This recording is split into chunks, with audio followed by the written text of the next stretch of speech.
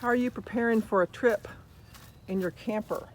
I think a lot of people do the planning and prep for campers, but don't forget about your towing vehicle.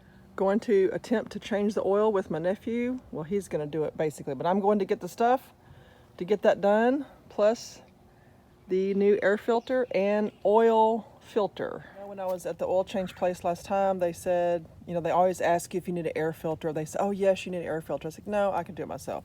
So I'm pretty sure this is where the little clips are. So I'll take this off and go get an air filter.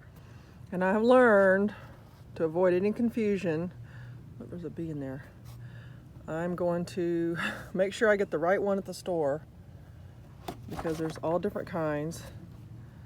And this is a very easy change out. Much more expensive when they ask you to do it at the oil change place, that's for sure. So do this yourself. Very easy. I mean, these are just the little clips in the Ford. I was able to get that off very easy.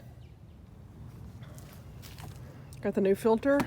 Man, I did not realize how dirty that filter was until I found a new one. Okay, snapped in. That took about 10 seconds.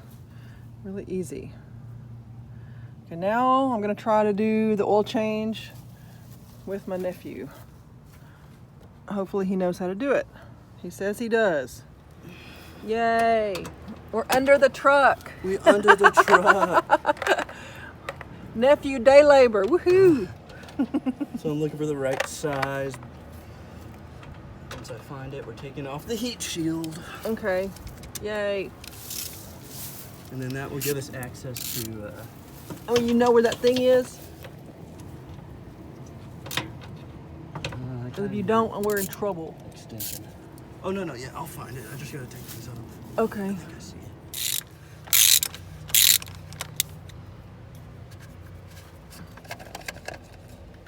it. Yeah. You sure that's the oil filter? Yeah. Okay.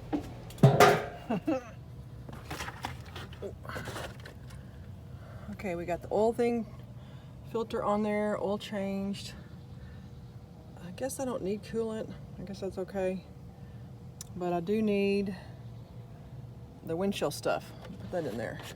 You can use water, obviously, but this is so dry. We'll get this done. I